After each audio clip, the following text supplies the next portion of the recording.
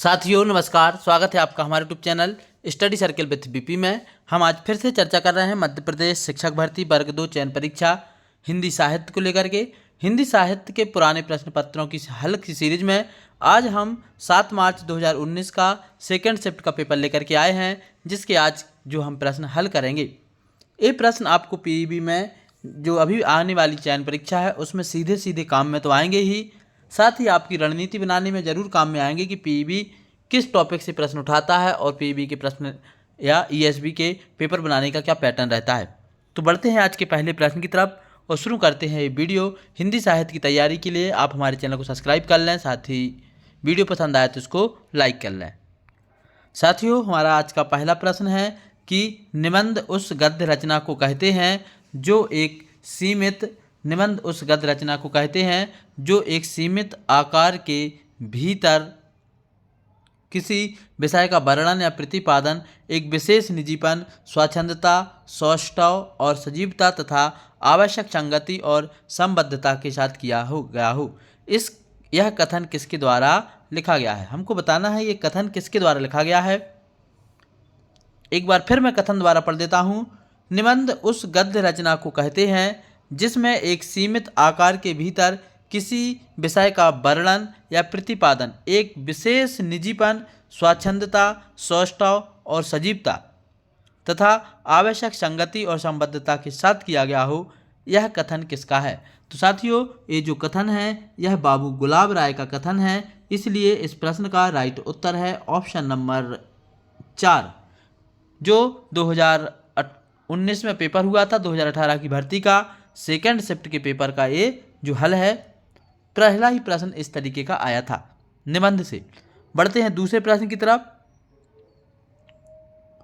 हमारा दूसरा प्रश्न है, डायरी के उड़ते पृष्ठ किसके द्वारा लिखित निबंध है? हमको बताना है कि डायरी के उड़ते पृष्ठ किसके द्वारा लिखा हुआ निबंध है। ऑप्शन है राम अवध शास्त्री, केदारनाथ सिंह, मनोहर श्याम जोशी या हरिमा नवल।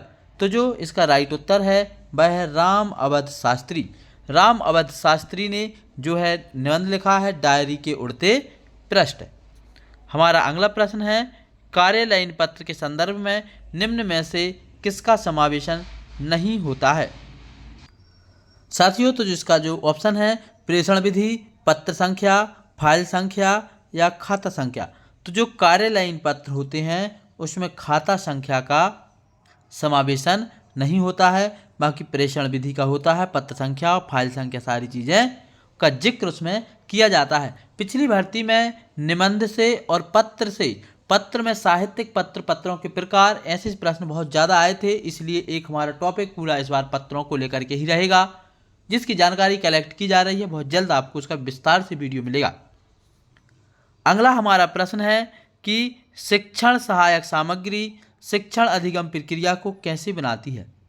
हमको बताना है कि शिक्षण सहायक सामग्री जो है क्या केवल सहयोग करती है, केवल प्रेरित करती है या केवल प्रभावित करती है? साथियों, इस प्रश्न का जो राइट उत्तर है वह है ऑप्शन नंबर 1, जो शिक्षण सहायक सामग्री है वह जो है शिक्षण सहायक सामग्री शिक्षण अधिगम को सहयोग भी करती है, प्रेरित भी करती है और प्रभावित भी करती है। इसलिए ऑप्शन नंबर 1 उपरोक्त सभी हमारा राइट उत्तर होगा। अगला प्रश्न है हमारा, बोलने के लिए आवश्यक तत्व होते हैं। हमको बताना है कि बोलने के लिए आवश्यक तत्व क्या हैं। कल्पनाशीलता, अर्थग्रहण, भाव एवं विचार या स्वर एवं व्यंजन। साथियों, तो जो है जब तक हम नहीं बोल सकते, जब तक हमारे मन में किसी चीज़ को बोलने को लेकर के भाव ना हो या विचार ना हो, तो ऑप्शन नंबर 3 हमारा राइट उत्तर है। बोलने के लिए आवश्यक तत्वों में आता है भाव एवं विचार। अगले प्रश्न की तरफ बढ़ते हैं। हमारा अगला प्रश्न है, इनमें से कौन व्यंग निबंधकार के रूप में प्रसिद्ध है? विद्यानिवास मिश्र, कन्हैयालाल मिश्र, हरिशंकर परसाई या माखनलाल चतुर्वेदी। तो हम सभी जानते हैं जो हरिशंकर परसाई हैं वह प्रमुख व्यंग्यकार ही हैं और ये व्यंग्यकार के तौर पर जाने जाते हैं। ऑप्शन नंबर 3 इसका राइट उत्तर है। इस तरीके के प्रश्न आते हैं, कुछ प्रश्न तो इतने सरल आते हैं कि हम परीक्षा में देखते ही इनका राइट टिक लगा देते हैं। हरिशंकर परसाई के कुछ निबंध बहुत ही महत्वपूर्ण हैं, जैसे प्रेमचंद के फटे जूते एनसीईआरटी में शामिल है। इसके अलावा विकलांग श्रद्धा का दौर, ठिठुरता हुआ गणतंत्र, माता दीन चांद पर। इस तरीके के बहुत सारे इनके जो निबंध हैं वह बहुत ही फेमस निबंध है। इसके बाद बढ़ते हैं अगले प्रश्न की तरफ। हमारा अगला प्रश्न है कि इनमें से कौन सा निबंध का प्रकार नहीं है। मनोविकार संबंधी निबंध, सौंदर्यवादी निबंध, साहित्यिक निबंध और ललित निबंध। तो जो सौंदर्यवादी निबंध, इस तरीके का कोई निबंध नहीं होता है। मनोविकार संबंधी निबंध होता है, साहित्यिक निबंध होता है, ललित निबंध होता है। इसलिए इस प्रश्न का राइट उत्तर होगा ऑप्शन नंबर 2 सौंदर्यवादी निबंध, जो कि निबंध का प्रकार नहीं है।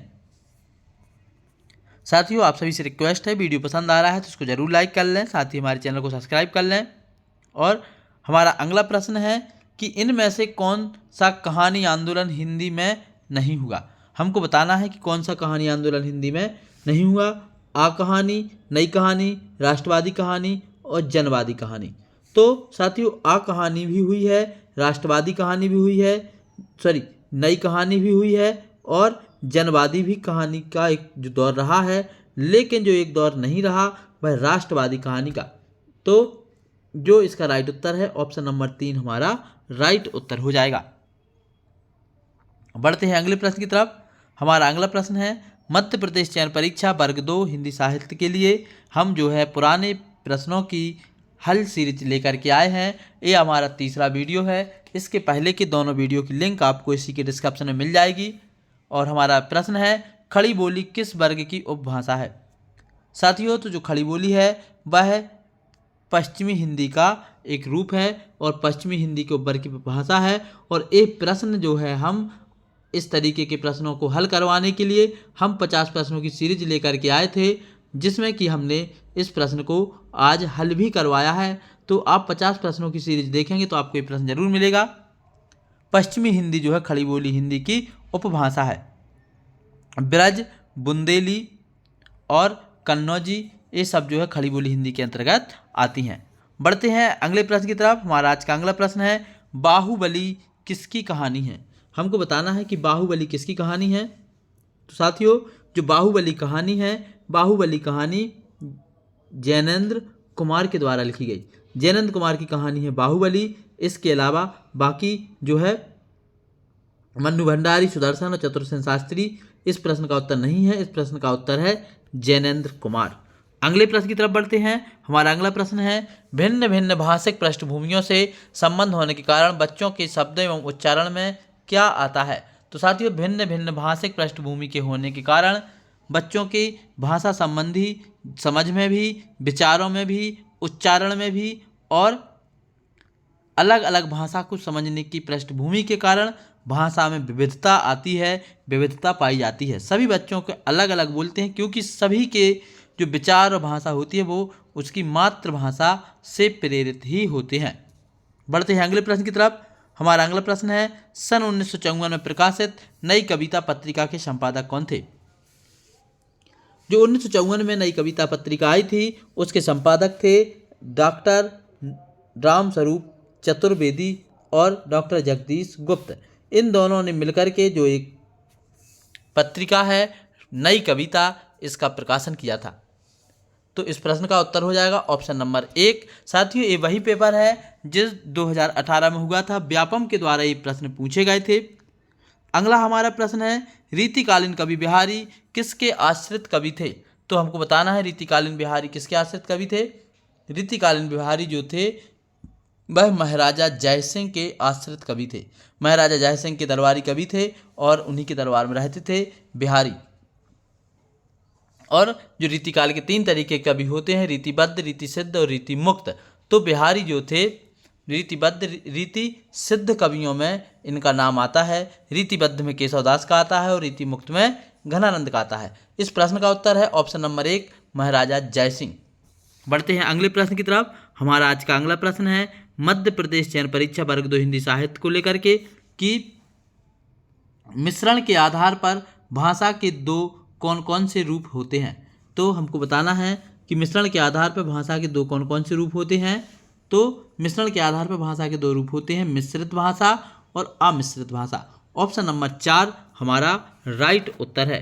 बढ़ते हैं साथियों अगले प्रश्न की तरफ। हमारा आज का अगला प्रश्न है मध्य प्रदेश चयन परीक्षा वर्ग 2 हिंदी साहित्य के लिए चल रही पुराने प्रश्न पत्रों की सीरीज में आप सभी से पुनः रिक्वेस्ट है, वीडियो पसंद आए तो लाइक कर दें, साथ ही हमारे चैनल को सब्सक्राइब कर दें। प्रश्न है, पुस्तकें सहायक होती हैं। हमको बताना है पुस्तकें सहायक होती हैं केवल पाठ्यक्रम को व्यवस्थित क्रम में चलाने के लिए, केवल शिक्षा के प्रति रुचि उत्पन्न करने के लिए, केवल स्वाध्याय के लिए या सभी के लिए। साथियों, तो ये सभी के लिए होती हैं। किताबों से जो है पाठ्यक्रम व्यवस्थित भी होता है, शिक्षा के प्रति रुचि भी जागृत होती है जब हम उनको पढ़ते हैं, और जब हमारे पास शिक्षक उपलब्ध नहीं होता है तो हम सेल्फ स्टडी करके, स्वाध्ययन करके भी आगे पढ़ सकते हैं। ये सब पाठ्य पुस्तकों के द्वारा संभव है। तो इसलिए इस प्रश्न का राइट उत्तर हो जाएगा ऑप्शन नंबर 1, उपरोक्त सभी। साथियों, इस तरीके से व्यापम ने ऑप्शन जमाए हैं, तो हमको पेपर हल करते समय यह भी ध्यान रखना है कि हर बार जरूरी नहीं है उपरोक्त सभी आपको चौथे नंबर पर ही मिले। हमारा अगला प्रश्न है, ध्वनियों को प्रतीकों में लिपिबद्ध कर भाषा को स्थायित्व प्रदान करने को क्या कहते हैं। जो हमारी ध्वनि होती है उनको लिपिबद्ध करने के लिए जो है भाषा के स्थायित्व प्रदान करने के क्या कहते हैं। तो श्रवण विधि से तो जो है ध्वनि लिपिबद्ध हो नहीं सकती, पढ़ करके भी नहीं हो सकती है, और पठन विधि वाचन विधि दोनों एक ही है। हाँ, लिख करके ध्वनि के प्रतीकों में लिपिबद्ध किया जा सकता है। जैसे हमने बोला आ, तो आ बोल करके सुन के लिपिबद्ध नहीं हुआ। जब तक हम आ को इस तरीके से लिपि में नहीं लिख देंगे तब तक जो है वह स्थायित्व तो नहीं रहेगा। तो इस प्रश्न का राइट उत्तर है ऑप्शन नंबर 1, लेखन विधि। साथियों, हमारा अगला प्रश्न है, पत्र लेखन में पूर्वापर संबंध से क्या तात्पर्य है। क्रम से पत्र लिखना, पत्र में तिथि लिखना, पुराने संबंध बनाए रखना, पूर्व लिखित पत्रों का संबंध। साथियों, तो पूर्वा से संबंध का मतलब देखिए, पत्र का हमारा दूसरा प्रश्न आ चुका है और इस तरीके के प्रश्न हमसे पूछे जाते हैं। तो पत्रों का जो है पूर्वा से संबंध का मतलब है पूर्व लिखित पत्रों का संदर्भ।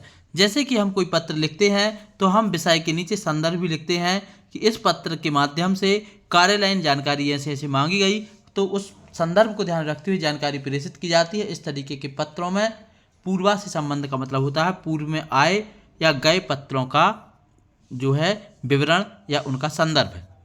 बढ़ते हैं अगले प्रश्न की तरफ। साथियों, हमारा अगला प्रश्न है, बच्चों को भाषा सिखाने के संदर्भ में शिक्षक का क्या उद्देश्य होता है।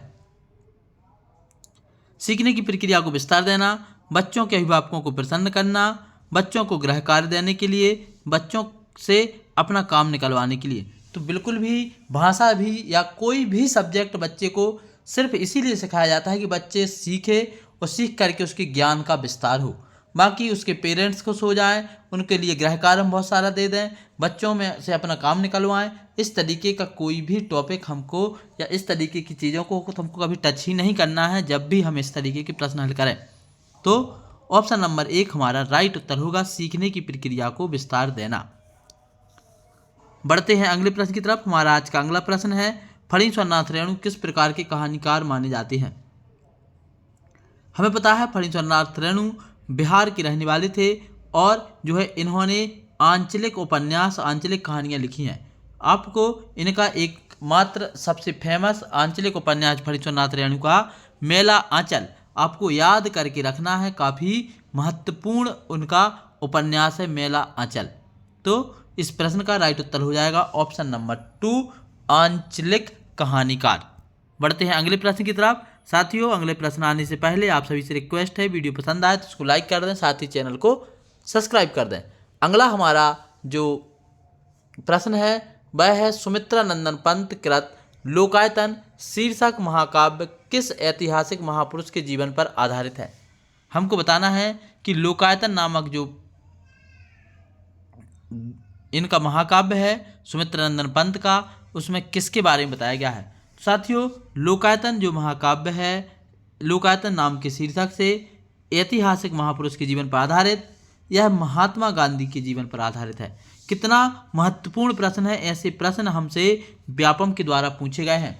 कई बार हम कितनी भी कोचिंग कर लें, कितना भी हम कुछ भी पढ़ लें, लेकिन कुछ क्वेश्चन हमको व्यापम के प्रश्नों में ही देखने को मिलते हैं। तो आप यदि एक बार भी ये पुराने पेपर देख लेते हैं तो आपको बहुत सहूलियत मिलती है और पता चलता है कि व्यापम किस तरीके के प्रश्न पूछता है। इस प्रश्न का उत्तर है ऑप्शन नंबर 1, महात्मा गांधी। बढ़ते हैं अगले प्रश्न की तरफ। साथियों, हमारा अगला प्रश्न है, अंतर्देशीय पत्र का उपयोग। अंतर्देशीय पत्र का क्या उपयोग है साथियों? पत्र से संबंधित हमारा ये तीसरा प्रश्न है। तो आप देख सकते हैं 60 नंबर के पेपर में पत्र से संबंधित कितने सारे प्रश्न आ चुके हैं। तो अंतर्देशीय संबंध से पत्र के उपयोग से संबंध से मतलब है कार्यालयीन पत्र व्यवहार के लिए होता है, केवल व्यक्तिगत पत्रों के लिए किया जाता है, देश के भीतर पत्र व्यवहार के लिए होता है, या अंतर्राष्ट्रीय पत्र व्यवहार के लिए होता है। चारों ऑप्शन में से जो हमारा राइट उत्तर है वह है ऑप्शन नंबर 4, अंतर्राष्ट्रीय पत्र व्यवहार के लिए किया जाता है। सॉरी दोस्तों, अंतर्देशीय लिखा है यहाँ पर। अंतर्देशीय पत्रों का अंतर्राष्ट्रीय होता तो देश के बाहर पत्र जाते, बल्कि यहाँ पे तो अंतर्देशीय लिखा है। अंतर्देशीय का मतलब ही होता है देश के अंदर। तो इस प्रश्न का राइट उत्तर होगा ऑप्शन नंबर 3, देश के भीतर पत्र व्यवहार करने के लिए। हमको एक चीज़ बड़ी सावधानी रखनी है, जब भी हम प्रश्न पढ़ें परीक्षा के दौरान, यदि मुझसे यहाँ पढ़ करके गलती हो सकती है प्रश्न को समझने में, तो एग्जाम हॉल के प्रेशर में सबसे गलतियाँ हो जाती हैं और हम एक आध क्वेश्चन गलत करके आ जाते हैं और वही क्वेश्चन हो सकता है हमको बाहर कर दे। तो पेपर को भी बड़ी सावधानी से पढ़ना है। इस प्रश्न का उत्तर है ऑप्शन नंबर 3।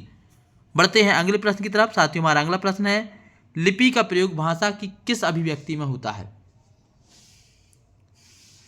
मौखिक, सांकेतिक, लिखित या आंगिक?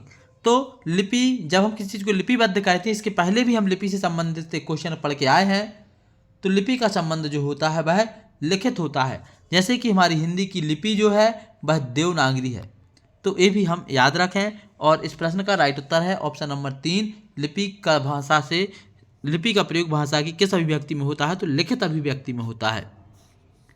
अगला प्रश्न है हमारा, मध्य प्रदेश चयन परीक्षा वर्ग 2 हिंदी साहित्य के लिए जो हमारी प्रश्न सीरीज चल रही है, इसका प्रश्न नंबर 23 है। यदि आपने पुराने वीडियो नहीं देखे हैं तो वह भी देख लें और हमारे साथ रेगुलर जुड़े रहें। जिन कवियों ने रीति ग्रंथों की रचना ना करके काव्य सिद्धांतों या लक्षणों के अनुसार काव्य की रचना की है, उन्हें क्या कहा जाता है? साथियों, हमें इसका उत्तर बताना है कि जिन कवियों ने रीति ग्रंथों की रचना ना करके काव्य सिद्धांतों या लक्षणों के अनुसार काव्य की रचना की है, उनको कहते हैं। इस प्रश्न का हमारा राइट उत्तर है रीति सिद्ध कवि। जिन कवियों ने रीति ग्रंथों की रचना ना करके काव्य सिद्धांतों लक्षणों के अनुसार रचना की है तो उनको रीति सिद्ध कहते हैं। मतलब उन्होंने जो खुद के सिद्धांतों के हिसाब से इसकी रचना की, वो कहलाते हैं रीति सिद्ध कवि। रीतिबद्ध कहलाते हैं जो रीति ग्रंथों के अनुसार बंधे रहते हैं, लक्षणों के अनुसार बंधे रहते हैं, उनके खुद के कोई सिद्धांत नहीं होते। तो इसमें आते हैं केशव, और रीतिबद्ध में और रीति सिद्ध में आते हैं बिहारी, और रीति मुक्त में आते हैं घनानंद। बढ़ते हैं अगले प्रश्न की तरफ। हमारा आज का अगला प्रश्न है, भाषा शिक्षण के लिए कब और कैसे किस पद्धति का सहारा लेना चाहिए, इसकी जानकारी होती है शिक्षकों को, विद्यालयों को, छात्रों को, माता पिता को। तो साथियों, जो पढ़ाएगा उसको ही शिक्षण की जानकारी होनी चाहिए। तो इस प्रश्न का राइट उत्तर होगा शिक्षक को। बड़ा सरल सा प्रश्न था। बढ़ते हैं अगले प्रश्न की तरफ। हमारा अगला प्रश्न है, अभिव्यक्ति कौशल में शामिल है केवल बोलना, केवल लिखना, सुनना या बोलना और लिखना दोनों? तो जब हम अभिव्यक्ति कौशल की बात करते हैं तो इस प्रश्न का राइट उत्तर होगा ऑप्शन नंबर 4, बोलना और लिखना दोनों। बोल करके भी हम अपनी अभिव्यक्ति कौशल को व्यक्त कर सकते हैं और लिख करके भी। अभिव्यक्ति कौशल को ग्रहण हम सुन करके करते हैं। तो इस प्रश्न का राइट उत्तर होगा ऑप्शन नंबर 4। बढ़ते हैं अगले प्रश्न की तरफ। हमारा आज का अगला प्रश्न है, सरकारी पत्रों में सरनामा किसे कहा जाता है? साथियों, इस पत्रों से संबंधित देख रहे हैं आप, चौथा प्रश्न हमारा आ चुका है। सरकारी पत्रों में सरनामा से संबंध का मतलब होता है शीर्षक से। तो जो सरनामा होता है वह शीर्षक होता है। तो ये ऐसे प्रश्न हैं जो आपको किसी कोचिंग संस्थान के द्वारा या किसी के द्वारा इस तरीके से नहीं पढ़ाया जाएगा। यहाँ तक कि यदि मैं भी विस्तार से पढ़ाता हूँ तो जब तक मेरा ऐसे प्रश्नों से सामना ही नहीं होगा तो मैं नहीं बता सकता। इसीलिए आपको पुराने पेपर को हल करना बहुत ज़रूरी है। यदि आप पूरे प्रश्न हल कर लेते हैं, पूरे पेपर देख लेते हैं, तो लगभग आपके पेपरों में 5 अंक ऑटोमेटिक बढ़ ही जाएंगे। इसके बाद तो इस प्रश्न का उत्तर है 26वें नंबर का ऑप्शन नंबर जो है 4, शीर्षक। अगले प्रश्न की तरफ बढ़ते हैं। हमारा अगला प्रश्न है, सरकारी पत्रों में प्रेक्षक के हस्ताक्षर कहाँ होने चाहिए? पत्र के अंत में दाईं ओर, पत्र के अंत में बाईं ओर, पत्र के शीर्ष पर, पत्र के आरंभ में दाईं ओर। तो साथियों इस प्रश्न का राइट उत्तर है सरकारी पत्र में प्रेषक के जो हस्ताक्षर होते हैं वह होते हैं पत्र के अंत में दाईं ओर। तो यदि हम मान लें ये हमारा पूरा पत्र का फॉर्मेट है तो पत्र के अंत में ये हमारा पत्र का अंत इधर होगा और दाईं ओर इधर। तो लगभग ऐसी स्थिति यहाँ पर हम जो है आवेदक के हस्ताक्षर करते हैं या प्रेषक के हस्ताक्षर करते हैं। तो पत्र के अंत में दाईं ओर इस जगह जो है प्रेषक के हस्ताक्षर होंगे। अगला हमारा प्रश्न है मुक्तिबोध ने किस कवि को अवध का किसान कवि कहा था। साथियों इस तरीके का जो प्रश्न है ये फैक्चुअल प्रश्न है। ये आपके लिए नेट सेट जेआरएफ सभी में काम में आ सकता है, केबीएस की भर्ती परीक्षाओं में भी। तो इस प्रश्न का जो राइट उत्तर है वह है त्रिलोचन। त्रिलोचन शास्त्री के लिए मुक्तिबोध ने अवध का किसान कवि कह के पुकारा है। इस प्रश्न को बहुत अच्छे से आप लोग नोट भी कर सकते हैं। जो प्रश्न हमको एक फैक्ट टाइप में दिखते हैं उनको हम नोट कर लें ताकि यदि दोबारा हमें वीडियो ना भी देख पाए एक बार देखने के बाद तब भी हमको जो है ये प्रश्न हमेशा याद रहे। अगले प्रश्न की तरफ बढ़ते हैं। हमारा अगला प्रश्न है निम्न में से किस मुहावरे का अर्थ अनपढ़ होना है। कुएं का मेंढक, कानी कौड़ी ना होना, कान में रुई डालकर भैंसना या काला अक्षर भैंस बराबर। साथियों काला अक्षर भैंस बराबर अनपढ़ व्यक्ति के लिए ही दिखता है। जैसे बड़ी भैंस दिखती है वैसे ही जब कोई काला अक्षर इन द सेंस कुछ लिखा हुआ दिखता है तो उस व्यक्ति को कुछ समझ में नहीं आता। आज के इस वीडियो का ये हमारा अंतिम प्रश्न है। इसके बाद आगे के प्रश्न हम पार्ट 2 में लेकर के आएंगे। प्रश्न है निम्न में से पाठ्य सहगामी क्रियाएं हैं केवल वाद विवाद, रेड क्रॉस या अंताक्षरी।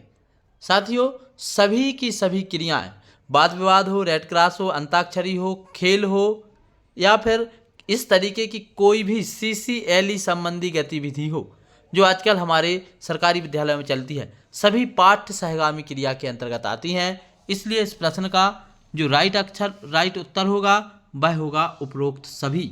ऑप्शन नंबर 1 हमारा राइट उत्तर है। तो हमने 30 प्रश्न हल कर लिए।